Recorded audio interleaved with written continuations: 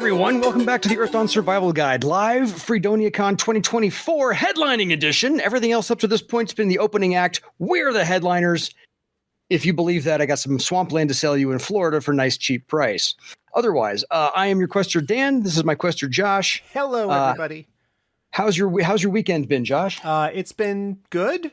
I have watched our art guy, James, do amazing work in short periods of time, making me insanely jealous of his artistic ability.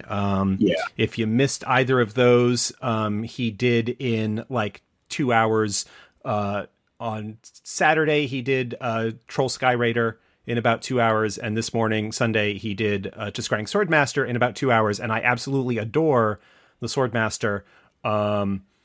It's just an amazing piece. And watching it all come together like from the beginning is just remarkable. It's fantastic. Yeah, also jealous. Yeah. And then I had a really good conversation earlier today with Kyle and Michael. We were talking Legends of Barsave, and I was acting interviewer and asking questions and keeping the conversation going. And I thought that went really well.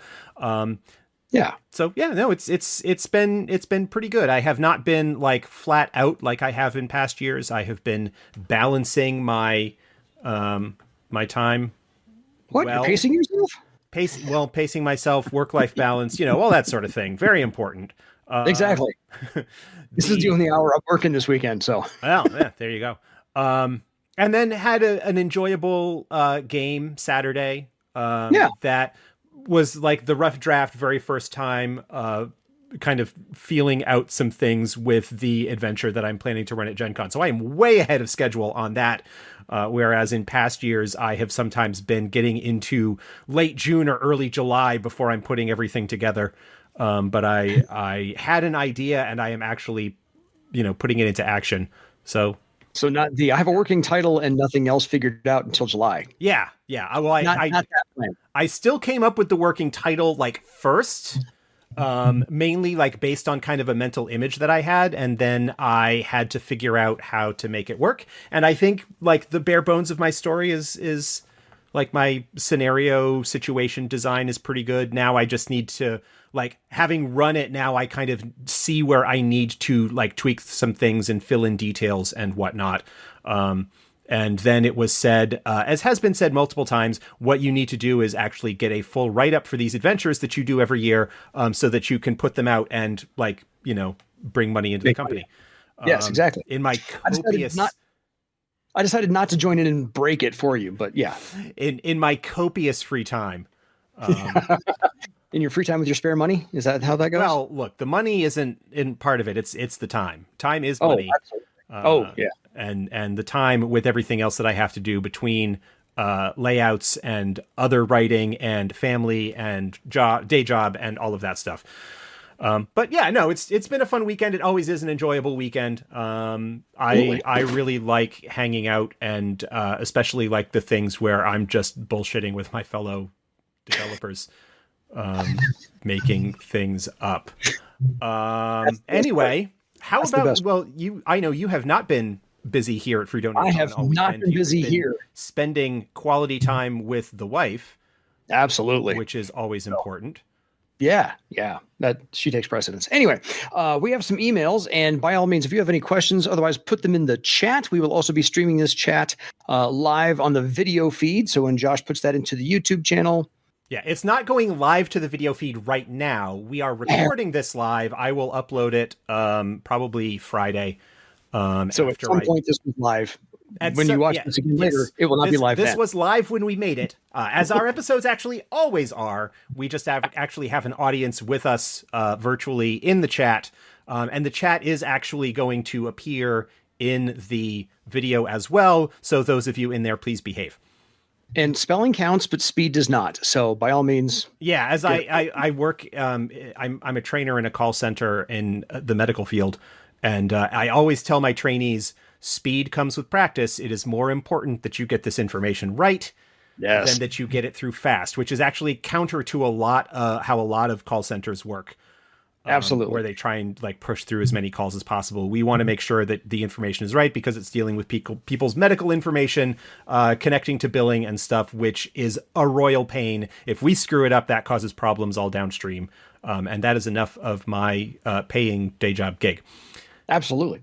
So I'd like to start the episode with an ending to the Infected adventure because we asked for these on our previous podcast where we said, hey, this is Infected and it has this break off. We could actually end this like 4 or 5 different ways. Yeah. So we got an answer from Patrick. Hey, you both. I'd like to share our Infected ending. And I'm going to read this word for word because some of this didn't make sense to me. So if it makes sense to you, let me know. I'd like to share our Infected ending. We basically convinced Malta that the troubadour was telling them just stories because that's what troubadours do. And since she couldn't find any sign of it so far, I could just have been the troubadour itself as an adept to use a little magic to let everybody believe Ardelia did that. Did any of that make sense to you? It sounds like there was a troubadour involved basically saying, you believe that this happened. It was all just stories, not actually real. Cool. I mean, that's kind of along the lines of the one where you convince Malta that she is not tainted and convince them to go. So that's like a way to get her on your side without having to have found the book. So you can cool. sell it hard. Roll that. I mean, with the appropriate talents and effective role playing and some good dice rolls, I can see that working. Yeah. It helped that our Nethermancer did the talking from crazy Nethermancer to another, and that we got the villager involved in and convinced them up front that that's what could have happened. Cheers, Patrick. Thank you, Patrick. Thank you, Patrick. So I like the ending. Yeah. So I have one from Matthew. So you're on the spot. Don't sweat it. Hello again, Josh and Dan. I just gave the players in my game an interesting item, and now I have decided to make it into a threaded item. I was going to make it more of a utility item, and one of the things I was thinking about is to allow the casting of one spell. The effect I was going with was that it was a matrix that could only hold the one spell, and that the thread would give a +1 to both thread weaving and spell casting. This way, any discipline would be able to use it. I know it's a little powerful based on how many bonuses, but I figure with all the limitations, it would cut down on the usefulness and balance it out. I would love to hear your thoughts on this if you know of a different way to get the same effect. Thanks again for your wisdom, Matthew. Yeah, actually, I don't really have a problem with that item per se. Having it be like if it is a fixed spell that is in there, having that be an effect that shows up at some point and allowing the item's bonuses to allow anyone to cast the spell out of it, I think that's fine. I don't even know necessarily, depending on what the spell is, that it would depend on the spell what I would do with regards to the thread weaving aspect of it. But if you can't change the spell that's in there and giving it an ability that allows whoever is using or threaded to the item to cast that spell, even if they're not a spellcaster, obviously it would be more effective if they are. Like if the item provides bonuses to spellcasting in general, maybe, or something along those lines. But yeah, I honestly don't have a problem with a thread item being something that can...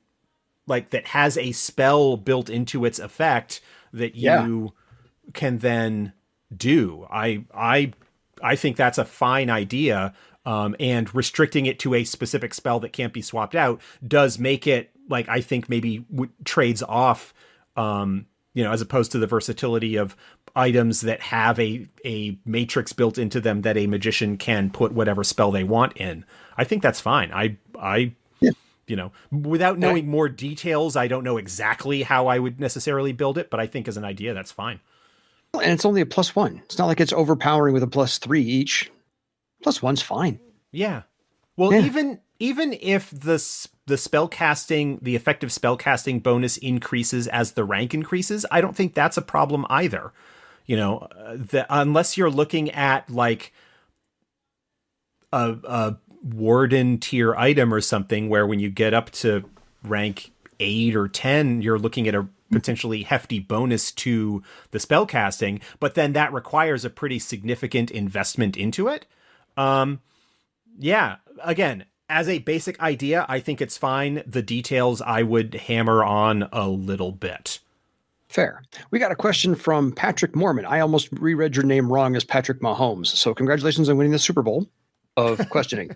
Question. What's your coolest plot Easter egg in the storyline? I just found that the ambassador of Thera in Bartertown was sent there because he couldn't hold up with the incoming slaves from the area around Bloodwood. Didn't the player send the slaver Fegus Cull anyway? Especially with the adventure from the Thrall book, where you then have to save that ambassador from low coast followers to not trigger a war. That's cool. I don't specifically remember it. Like that particular detail. I haven't dug into the Thrall book, the original Thrall book, in a while. Certainly don't remember that detail, but that's a cool call. Talking about the incoming slaves from the area around Bloodwood and connecting that to Fegus Cull and things like that is pretty cool. I don't know. Plot Easter egg. I think the one that it's not an Easter egg so much as kind of a callback, and I did this in my home game, and it might be something that is suggested in the in Prelude to War. But I did this in my home game I think it's either in Prelude to War or it's in one of the source books prior to that. It might be in Serpent River, but I don't think so. Anyway, there is an adventure that it must be in Prelude to War, I think, based on what's going on. But there is an adventure framework in one of the books that involves the player characters getting hired essentially to help recover one of the sunken Theron vessels from the bottom of Lake Ban. Mm-hmm. And there's, basically it involves like the old man of the nets showing up at one point, and it is in Prelude to War. Okay. As the chat has informed us. And as part of what goes on there, you encounter, like, there's the Theron general or commander of some sort that sort of is in interference in that adventure, kind of getting in the way. Like, they show up as you're salvaging the vessel and you kind of need to try and escape from them. Then later on, and I know this is in Prelude to War, where after the group has captured Hefera and delivered him to Icewing, and then Icewing gives you Hefera's remains to deliver to the Therons, the group basically impersonates another mercenary company that works with the Therons. They take the bones in and get like way deep into the fortress, into the Triumph, to meet the commander, the general or the head person there to deliver the bones. And I think the suggestion is that, like, make things go really, really smoothly up to a certain point. And I did. There was a bit actually when they were like finally there with the commander of the fortress, and the box with Hefera's remains, and somebody jokingly said, he opens the box, and meanwhile we cut to Icewing's lair where he flips a little switch and a red light comes on in the box. The idea being, of course, that it's going to blow up. Of course, but that wasn't the case. But he opens the box and he's like, oh yeah. Okay, I warned him that something like this would happen. Well, thank you for delivering him. Have a nice day, guys. And they're like leaving, and they're like 2/3 of the way out of the fortress when they basically open a door and bump into the guy that was on the ship that they encountered earlier. And there's like, oh, excuse me. And then like they're half a dozen steps from the exit, and he goes, hey, wait a minute. And like had that, like recognized them from before suddenly, when he kind of made the connection. I don't remember how much of that was like suggested in the adventures or what I came up with, because it was a really nice, like, oh, this is going very, very smoothly. Oh no, not anymore. Yes. Tie that all back together as you should. Yeah. As you should. Patrick Mormon is saying, could you mute your microphone, please? Yeah, if you could, anybody Patrick, sorry. if anybody who is in the chat could mute their microphone, the Much audio appreciated. the audio will come through on our recording, so just keep that in mind. Unless you're going to laugh, please laugh at the right times. We'll take that. Nobody laughs. Okay, what are you talking about? we got one from K. Scott Rowe. You're on deck, K. Scott. Hey guys, one of my players pointed this out. Sure, deflect to your player. Always their fault. Stupid. The third circle wizard spell, Astral Targeting, reads: the magician opens his eyes wide and glowing red light emits from them and then makes a spellcasting test. While almost all the other spells have some somatic or verbal component that anyone can do, this one seems to require the wizard to make their eyes glow. I assume the glowing red light that emits from the eyes of the spellcaster doesn't actually happen before casting the spell. If it did, could the wizard make their eyes glow at will? That could make interaction tests more interesting. Thanks, K. Scott Rowe. No. I love the really long build-up and the very short answer. Yeah, the glowing effect is part of the spell. It is not something that, like, it is an effect of the spell happening. It is not like not a somatic or material component of the spell in the sense that you have to do this in order to cast the spell. It's that the casting of the spell, the visual effect of like how it manifests, that similar to like the crystalline darts of earth darts, like a sort of manufacturing out of the dirt that you toss in the air before they shoot at the target. Yeah. Successfully casting the spell, your eyes glow red, allowing you to astrally target. There's certainly some flavoring there because it is astral that you could say there may be some kind of limited visual effect that happens when somebody is viewing astrally, if you want to skin it that way. But no, I would not say that, because the spell says that their eyes glow red, they must be able to make their eyes glow in order to cast the spell. I think that the glowing eyes is just a side effect or effect or result of the spell being cast. Maybe the glowing eyes is what tipped them off that they should follow the wizard path. I'm just disciplined. I'm just kidding. Could be. Okay, we have a longer one from Conrad. Yes, Conrad, you're welcome for the compliment there. You have a longer one. So, hi, Josh and Dan. Stop it. I've been listening to your podcast for a few weeks now. I'm around episode 70 now, so forgive me if my questions have already been asked, but I didn't get to that yet. We like repeat Luckily, questions. They're easy. Means I've already thought of the repeat answer. questions are easy, yes. And he's going to be so far behind, it's going to be even longer for him. Let me start by saying how much I appreciate your hard work and insight. I've been playing Earthdawn since the 2nd edition, and your podcast opened my eyes to all the things I've been doing wrong this whole time.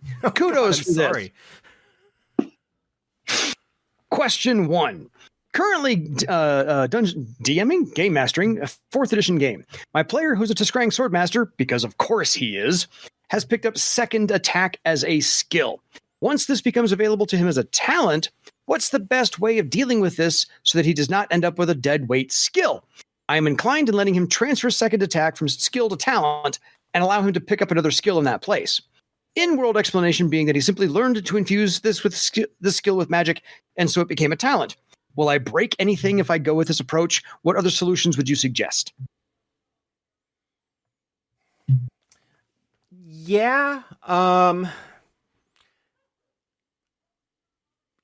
don't think you will break anything by doing that. There is in 3rd edition, if I'm remembering correctly, a optional rule sidebar. I forget whether it's in the player's guide or the player's companion, about aligning talents and skills. That is, if you have a skill and you pick it up as a talent, how you convert those skill ranks into talent ranks. That is certainly one way that you can do it. If you want to go that way, that's how I would. I don't think there's a problem with that at all. No, I like that idea. The other possibility, another possibility is to handle it that they essentially will have 2 versions, that they will need to buy the talent ranks up the way they normally would if they didn't have the skill. And then each time they're trying to use it, they need to decide which version they're going to use. And potentially, if you're using talent crisis rules, maybe even cause some potential issues for them if they rely on the skill version more because it's got bigger numbers rather than relying on the magic of their discipline. But then when their talent equals their skill, then that skill kind of goes away at that point, whether you want to refund the legend points that they spent for the skill that they could then potentially invest into other things. That's another way you could do it. But I think the third edition aligning talents and skills is probably the best way to go. And I don't have the book on the shelf behind me here to grab it and look real quick. But yeah, look that up. Feel free to come to the Discord and ask in the chat. If you want, and we can get you that info if you're interested, but that's probably the way that I would go, is with that optional rule. Yeah, I agree. I find that to be the best use of legend points because skills cost more than talents. Question 2. Are you planning on doing any conventions or expos in the UK?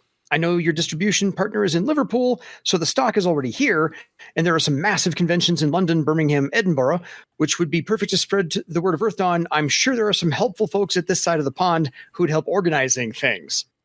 If people want to pay for me to go over there and do it, I am happy to. I'll go. Yeah, I was fortunate enough. I think we had started the show at that point where I did the week or so in Poland because I was invited to be in a guest of a convention over there along with Andy back in 2019. So I have done it, but that we were able to do that because the folks in Poland were kind enough to foot the bill for us to go out there. There's our next Kickstarter right there. Get the Survival Guide tour. I would be happy to. I would love to travel and be a guest and take part in a convention or something like that.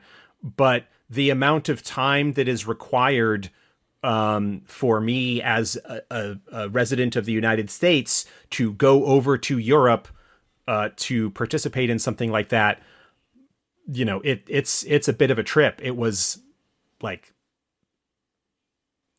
9 days that I was in Poland when I factored in all the travel and the recovery time and everything else. If people want to throw a convention and invite me and pay for me and or my colleagues to go out there, I'd be happy to. Hop the pond. I know that we've got a couple of UK based folks already over there, like Joel, one of the members of the councils of one of the members of the Council of Joel, British Joel, as he is called on the Discord. He has written some stuff mainly for 1879, but we have tapped him. He helped out a little bit with some of the final work on Grand Bazaar. So he's over there, and I'm sure that he would be happy, schedule permitting, to be involved in some kind of convention effort or something. But absolutely. We don't have any plans to do so because all of us work day jobs and have, lives and whatnot. And for most of us, Gen Con is our big convention in the US because, it's the big con in the US. And so we all take kind of vacation time to be available for that week-ish that's going on. And so we don't even really tend to do other cons except ones that might be local to us. I run games at SnowCon, which is the local con up here in Bangor, because it's just down the road from my house. And so I don't need to pay for hotel rooms or worry about travel or any of that sort of thing. And Genghis Khan in Denver was just here, literally 2 miles from me. Started on this past Thursday, ends today. I did not go because I was doing other things and I didn't find any events I wanted to go to in the first place. So there was that. I would love to go to more conventions. I like conventions. I especially like smaller cons. They Gen Con is awesome. Don't get me wrong. I really enjoy Gen Con. I'm kind of semi-frustrated at the fact that aside from the city of Indianapolis, Indiana is kind of a something of a cultural hellscape. the city is fine. The city is incredibly welcoming. I can certainly understand why people have issues with Gen Con continuing to be there, given everything that goes on. But I really enjoy it. There are people that I only get to see there. It has become something of a tradition for me and the family to go to that every year. And it's where we have like our annual meeting for the company and do all of that stuff. So, but I would love to like do smaller cons, and if I had, the time and notice and schedule permitting, doing other regional cons here in the Northeast would be fantastic. Absolutely. Size Eye Guy says, I have a few small cons in the Kansas City area, CantCon, Midwest Game Fest, and TsunamiCon. They're great. Yeah, there are a lot of fantastic, like small local regional cons that happen around the country. And, quite often they are like SnowCon, for example, was started up when someone that I have known for quite a number of years was like, what we should do is just like get a bunch of our friends together to play games all weekend because we don't get to see them very often. And now here we are like, 15 years later with a good sized con that this year we filled the Elks Hall here in Bangor. Nice. And have had it in a couple of different places. Absolutely. Conrad's email does end with, either way, keep up the good work and may the passions protect you from corruption. So far, so good. P.S. If you pick my email to respond to, would it be cool if you send me an email back so I know how to jump those 130 episodes to hear my answers? Yeah, I can do that. Yeah, absolutely. Remind me after we finish recording so that I can pull up my email and reply to that. I figured. Okay, we're going to do story time because we got an incredibly long email from Greywolf. So indulge me here. We're going to do story time at the minute. This is literally a full page and then a paragraph after that. So I'll be talking for a while. Josh, you can get a drink if you want to. Everyone listening later. Hey guys, after listening to your most recent episode regarding the adventure Infected, I figured what the hell, I would share the creativity of my players. Here goes. I recently completed a run through of this adventure with one of the groups that I have been running 4th edition Earth Dawn for. I introduced the PCs to Charboya very early on because I wanted them to have more buy-in and be willing to help him without an issue. I also wanted to establish a more believable reason for Charboya to trust them with this job that is so personal and important to him. I had several adventures I wanted to run them through to give a kind of a world of tour of Barsave.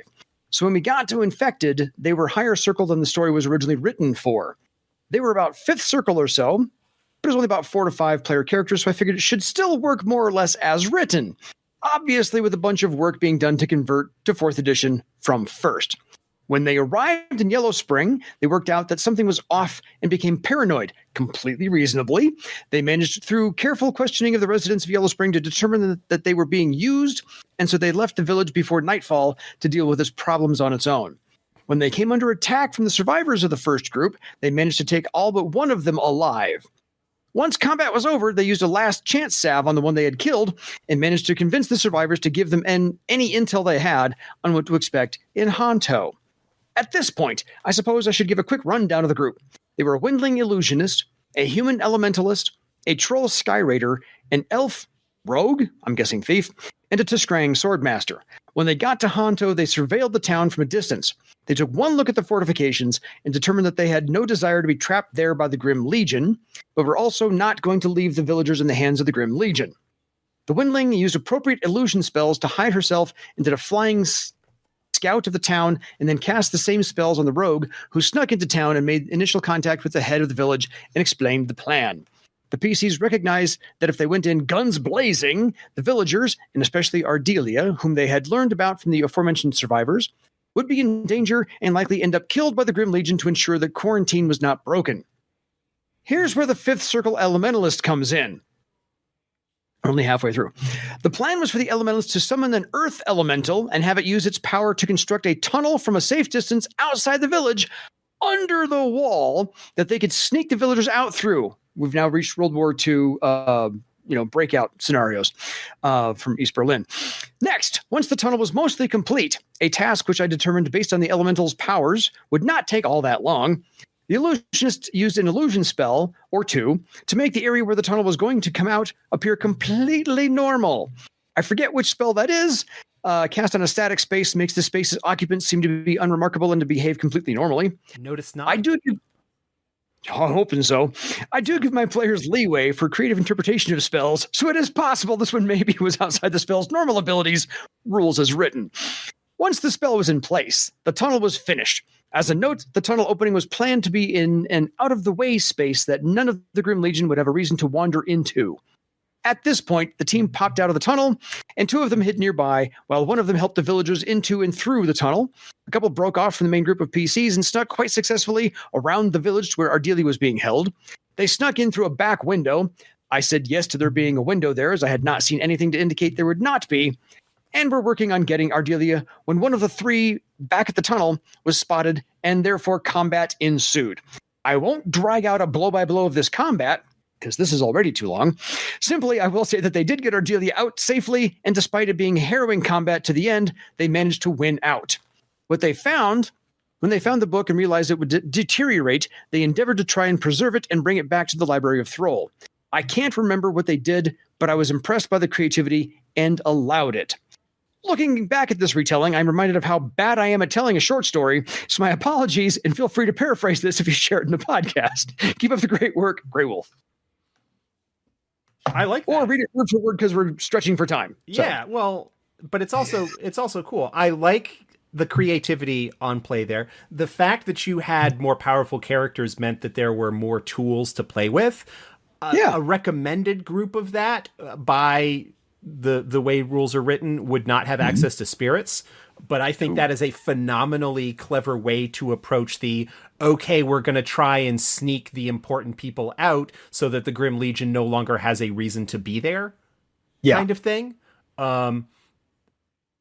So yeah, fantastic. Use a spirit and dig a tunnel? Yeah. Go. And the spell, the illusionist spell that I'm thinking of, and I think it's called Notice Not. I love that one. Is the one that, basically as long as there's nothing like hugely dramatic that's done, allows you to kind of be doing something in an area without it being noticed. I would need to read the exact description, but I actually think like what you were doing there is the intended use. Obviously, like when the tunnel opens up, there's probably would be sensing tests that would be allowed on anybody actually observing the site. But I think that's pretty much the spell working as intended. Yeah, I'm down with it. Like I said, creative use of spells, go for it, solving the problem. It just tells a better story. Since you clearly remembered it and were able to detail that and send it into us, whatever works for a better story. I love that. By all means, please throw some more questions in the chat. We have exactly 1 more email to get to and 24 minutes to kill. So we're going to spend a lot of time on this one or answer your questions. So drop them in the chat, please. We'll get to them in just a second. This one's, again, from Matthew, because he's one of our more prolific content creators. So thank you, Matthew. Hello, Josh and Dan, because we haven't said hello enough today. I have a few questions about life in Haven. The recent survival episodes and a recent Kickstarter about fantasy world shops got me thinking about life in Haven. So on to the questions. With Haven being built from par length, where does the town get its basic staples like food and water? I know in normal cities and towns, there would be wells, water towers, rivers, and farms nearby. I would think that the residents would not trust the food and water from the immediate area. How far would the city have to go to get these basic staples? Or am I misunderstanding the nature of corruption and that anything outside of par length proper would be safe? So 2 parts to that answer. One, there are villages and other communities that are in the hinterlands around par length that survive by whatever agriculture or hunting or whatever that they do in order to make do.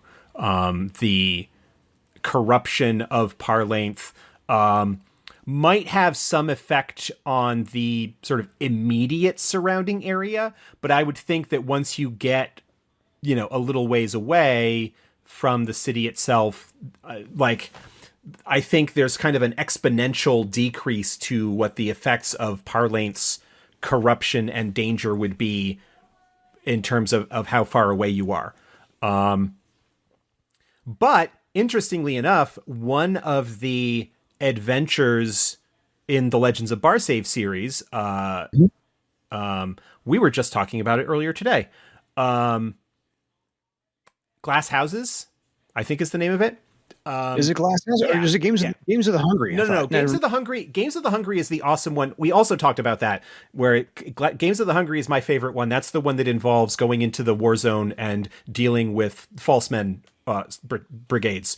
Right. No, Glass Houses is the one where basically the player characters get hired to find out what has been happening to caravans that have been coming into Haven with supplies because they've been getting hit by bandits on the way in, and the food supplies that have been getting imported have been going missing, essentially. And that if something isn't done about them, then there's going to be some problems. As any student of history can tell you, most of civilization is just like 3 missed meals away from total chaos.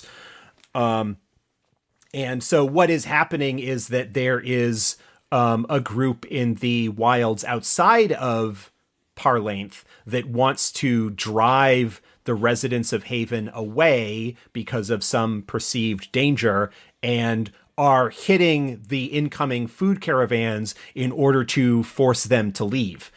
So a lot of the like foodstuffs and whatnot is imported, is brought in by caravan. I imagine, depending on the campaign you're running, there may be some deals as well that are struck with some of the surrounding communities that are able to, farm and gather their own things. Water isn't really addressed. I imagine that there's probably decent sources of water that can be found outside the city because it is in a jungle. So there is clearly enough water there for a jungle to grow up and exist. But yeah, in general, water is probably not something that is like water sources in the city are probably not trusted very well. But also there is the fact that a lot of cares and magical technology was developed to allow people access to water in more unusual circumstances. So I could see there being some aspects of that also brought into life in Haven. But I would say the vast majority of foodstuffs and whatnot are imported from outside, brought in through the various groups and caravan companies and whatnot that operate in the city. K. Scott concurs that it is Legends of Barsave episode 6, Glass Houses, so we're good there. Matthew therefore goes on to say, I know being in a magical setting, a lot of things could be hand-waved, but I was thinking of using adventures like this to break up the constant threat of the horrors from Parlength.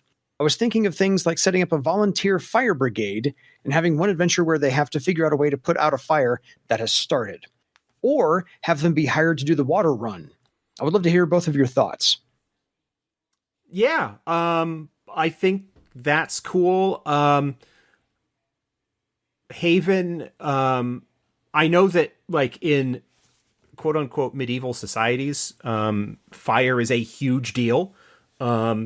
And even as recently as the 20th century, a fire springing up in a city generally spelled bad news. In fact, the city that I live in up in Bangor, Maine, had a fire in the early 20th century that basically leveled all of downtown.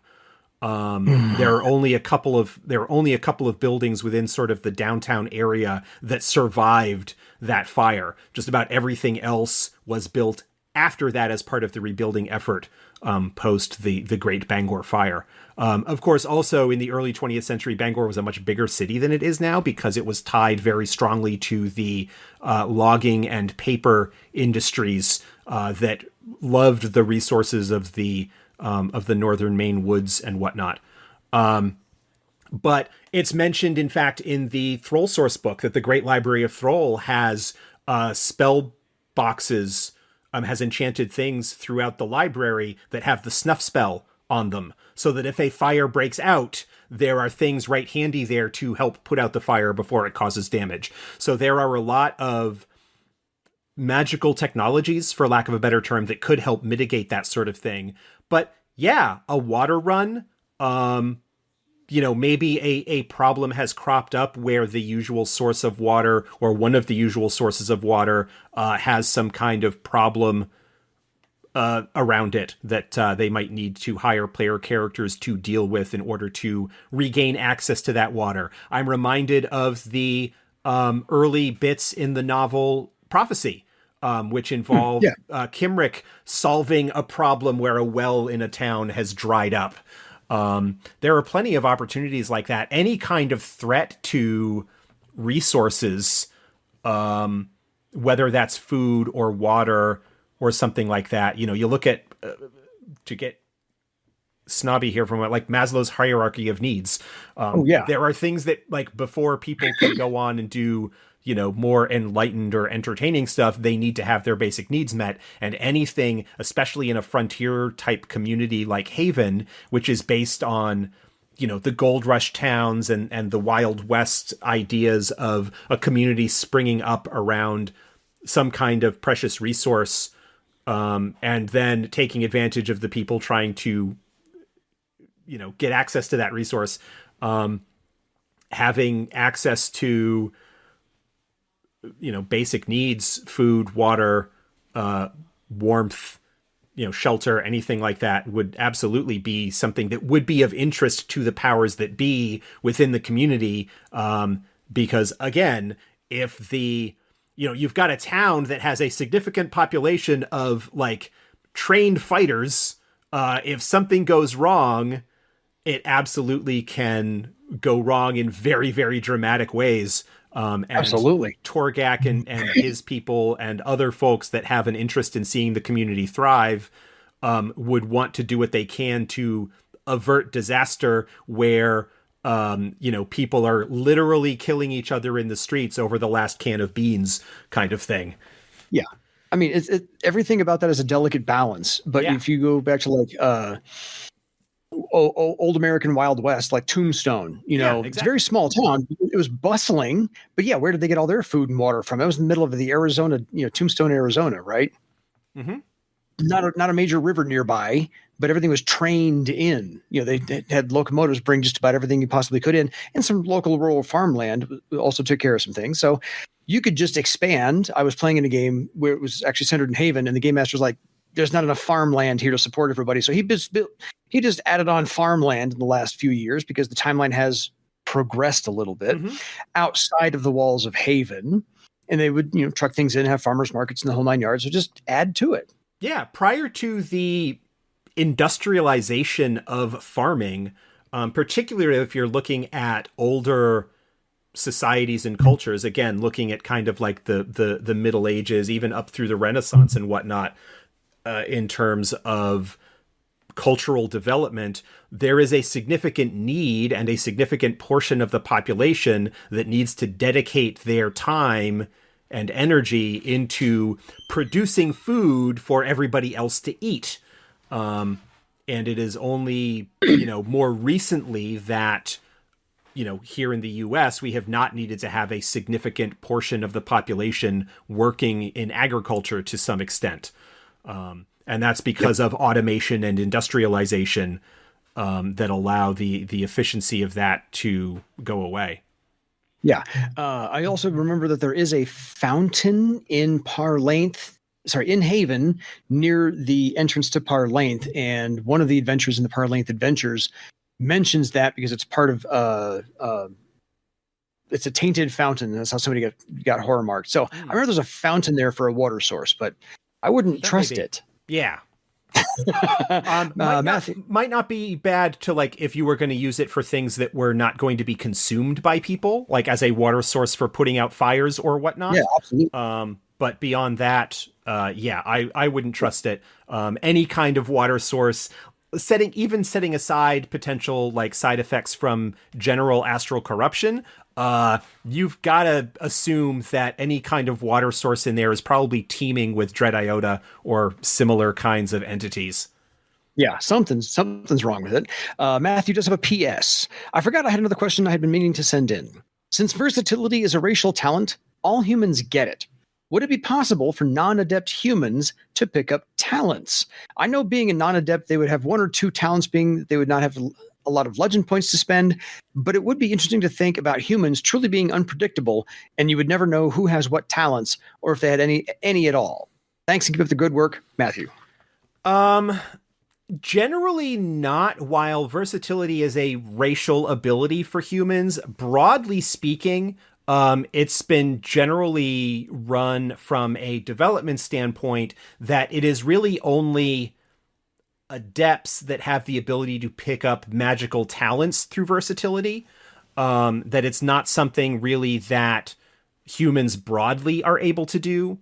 That said, I don't necessarily have a problem with the idea that humans being more adaptable and fitting into whatever niche is unfilled in whatever society or settlement that they find themselves in, that the humans that live alongside a predominantly elven community are going to fill a different role within that society than, say, a group of humans who lived alongside a group of orcs, because the cultural differences and the things that are like desired or undesired or whatever between those different groups means that humans are going to kind of adapt and fill in wherever they're needed.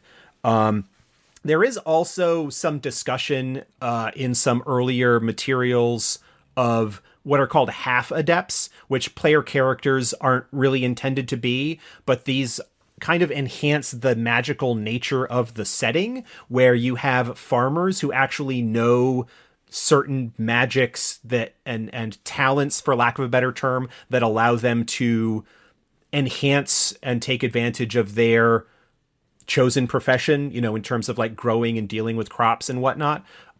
So from a game rules standpoint, I don't know that I would necessarily like allow a human non-adept to have versatility that they pick talents up under, especially ones that are more magical in nature.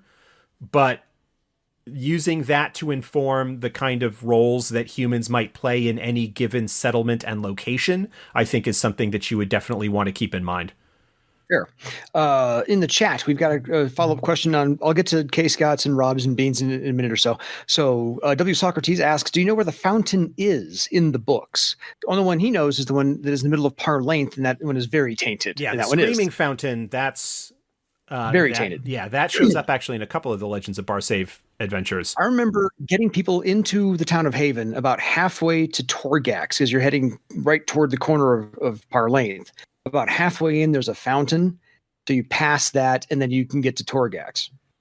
That's my memory working, and Josh's research may absolutely trump my memory. Yeah, so. I may have to follow up on that. I'm pulling up the Par Length PDF, but it would probably take some reading for me to get through all the details of that. So I'm not going to do that now. If we were recording a regular episode, we would probably like sit here quietly for 5 minutes while I looked for it, and then I would find it and we would edit out all that silence. But we're not going to do that here in the live show. But I have pulled it up so that I can look it up, and maybe in the next episode we record, we can get Dan can remind me and I can answer that question. Yeah, I'm pretty sure it's in the lower part of the map. First, it's like halfway in between. Remember, it's a fountain. Yeah, right? It's actually drawn. I've got an idea of probably where I would find it, but I don't want to, have you guys watch me take 5 minutes to like flip through the PDF of the book. We only have 8 minutes left, so lightning round. Question from K. Scott. First printing of 4th edition was 2015. Second printing was 2019. Are there any plans or need for a third printing? There actually is technically a third printing. I believe, the black cover limited the black cover special editions, I think are technically the third printing. Correct. This third printing, June 2022. Yeah, the printing basically has to do with when we run out of stock. If we run out of softcover player's guides and we go back for another print run, then we will do another print run, and I will do what I can to try and incorporate additional errata and stuff into that document so that there would then be a fourth printing, and the PDF would then be updated accordingly. But I'm pretty sure that if you have the PDF either through the FASO web shop or through DriveThruRPG, the PDF version that's up there is equivalent to that third printing, that Black Book special edition. Yeah, and usually DriveThruRPG lets you know if there's a new update. Yeah. So if you download, even if you don't even if you don't get an email about it, if you go in, you look at your, like, you can go into your library and filter for like only show me things that have updated since I've last downloaded them. Exactly. So Rob, and if for some reason that doesn't seem to be the case, let us know and we'll try and figure out why that's not happening for you in terms of the book being available. Cool. It should be. Rob from the Name Givers podcast has it's not a question, but I do find when coming up with an adventure as a game master, going to that hierarchy of needs that Josh mentioned can help for ideas about what might be under threat in any given community or for the group itself. So know where to mine your ideas. Like understanding what motivates people is fantastic. Gonna quick sidebar here. I could talk about this a lot longer, but we're getting towards the end. Not a Lachia again. No, this is not a Lachia. I may have mentioned on the podcast, but I know I've talked about it elsewhere, how much I enjoy the Horizon games, Horizon Zero Dawn and Horizon Forbidden West, both like as like kind of how Earth Dawny they are, but the world building and everything that's involved in them is phenomenal. I absolutely adore them. I have been watching a Let's Play of the Horizon games, specifically Horizon Forbidden West, that is being done by a guy with a PhD in human development and family counseling and whatnot. And he is like breaking down and analyzing like in the conversations that happen between people. He's doing like this really deep, like counselor's view and talking about the motivations and how like the personalities involved and how you might apply things differently. It is fantastic and fascinating and wonderful. He plays the game on like story mode. So it's like, he's not worried about like being a really good player, but his breakdown of the conversations and like role play sections of it is fantastic. It goes by the name of it's under Game Sessions with a Therapist, I think is it's under it's on YouTube, a guy by the name of Dr. Mick, and he's done similar things with like he did all of Horizon Zero Dawn. He did the God of War reboot games, including I guess he's doing the God of War Valhalla DLC that just came out here not too long ago. But like his insights into like the human psychology and everything that's going on there is just wonderful. And if that kind of thing interests you, absolutely check it out. Totally. We have one question from Bean. It's a longer one, but that's fine. We like longer ones. Bean, any examples of intelligent threat items in Earth Dawn or in your campaigns? We have a couple in our game. In one case, an elemental spirit bound to a staff, another is a bow. Our archer is reluctant to speak to his bow, but my elementalist enjoys having conversations with his staff where others can hear him, but not the staff since it speaks directly to his mind. Both are basically old pre-Scourge items. Curious of any examples we could look at for other abilities, key knowledges, deeds, etc., or how to use them. Night Scar, I think, is the name of it. There's a sword that was originally in Arcane Mysteries of Barsave that has an ally spirit bound into it. I think any example of an intelligent thread item will be one that has a spirit bound to it in some capacity. That is a very easy way to get some kind of intelligence or guiding personality or whatever into an item like that. Night Scar, I'm pretty sure, is the name of it. I can't think of any others off the top of my head, but Night Scar definitely comes to mind as an ally spirit that is bound into a sword that doesn't really want to be there. And I think one of the deeds at the high rank is to like free the spirit. I think that's the name of it. Socrates mentioned Storm Fury. Okay, that's in the maybe in the Iopos book. I'm not as familiar with those items off the top of my head. Sure.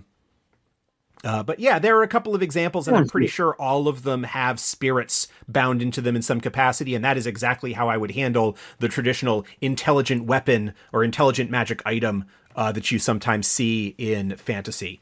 You know, like Elric's Stormbringer, for example, would absolutely have some kind of dark spirit involved in it. That makes sense. I remember there was one in the Knights of the Dinner Table comic, but I don't remember what it was called. Oh, anyway, Dave's sword. Yes, they've had to bury this thing and occasionally bring it back up or so, and it is an absolutely evil, vicious, insultingly wicked sword. Yeah. Anyway, it's fantastic though. One of those things. So Map of Haven. That's your background like blurring out completely. That map. It's in front of me. Anyway, like halfway in, there's I think a circular well or a fountain right there near Trident Keep, halfway in the city. Yeah. So I don't know that it's mentioned in the Haven booklet in that or in the free one. Yeah. Hey, don't flip us off, Dan. But it probably is talked about in the Parlength box, and I will see if I can actually find the reference for that and mention it later. Yeah. When we break down the Parlength Adventures, I know it'll be in that one as well. So stay tuned for that episode. Any further questions we've got? I think 2 people are typing. So hold, please. Yeah. Well, and here we were. Dan was like, I don't know if we're going to be able to fill our entire hour with. Well, Josh can. If I just get him talking about Alachi, we're all set. Just run on, Josh. Go. I had one idea. So we can fill another minute or so. I have one idea. The next Kickstarter I want to see is an actual new Earth Dawn dice set. But here's what I want from the set. Because the last one had a percentile dice. There's no percentile dice in Earth Dawn, and I didn't like that die in there in the first place. But I would just want a D4 and a D20, because you got to have those. Because you don't really get to 2D20 until like step 31. So that you can be a while. But I need 2D6, 2D8, 2D10, and 2D12, because we have those steps on the chart. So that right there is a 10 die set. But then since everybody has a D6 for karma, you throw in a third D6 that's differently colored for your absolute 11 dice set. That's what I want to see. That's the next Kickstarter I want to put together. I like the way you're thinking. That's all I can say. Fair. So, I don't know that it would be worthwhile to do a Kickstarter just for that. Although dice Kickstarters can go very, very nicely. Yes, they can. If you have a good design going along with them. But yeah, good design, good color schemes. Yeah, I like the cut of your jib. Let me say that. So is everybody else okay with an 11 die set for Earth Dawn? Because that's the set that I want to see. But just saying. Anyway. Two regular D10s instead of like a percentile and the traditional D10. Exactly. I went onto the forums way back when with Red Brick and said, why is there a percentile in here? And people are like, just give up. It's a 7 die set. I'm like, why are we using a 7 die set with Earth Dawn? That is a good add-on there, Rob. Have it come with a card or something that you can fold out that has the step chart on it. Yes. I like that even more. That's pretty cool. Thanks for tacking that one on. Cherry on the top. Yeah. That's the whipped cream and the cherry and the nuts. Yeah, go man, go. I like that. It's never a mark for that. Well, there you go. With that, yeah, is our time up? Does someone else need this chat? It's our hour is up. Someone else needs the channel. All right, fine. Well, nobody else needs the channel, but our time is up. I forget exactly whether we've got another hour after this before the closing ceremonies, or I think so. I think you're going to get like a free hour to regroup and recaffeinate and all that fun stuff before we there. So. Yeah. But I would like to thank everyone for joining us here, for popping into the chat, for asking questions, for sending in your emails, for taking part, for continuing to support us here on Survival Guide. 209 episodes, Dan. Yeah. Wow. We just give everybody, here's a taste. I have a perfect set right here for the Earth Dawn dice that I want to see. Anyway, thanks for listening. Thanks for contributing. Without your emails and your support, it's really hard to get this all done, because otherwise it'd be Josh and I just laughing at each other as we go throughout the day. But really, we're mining as much Earth Dawn content as we possibly can. So until next time, check the hierarchy of your Earth Dawn needs for your legend. And those needs, first level is more dice. Good night, everybody.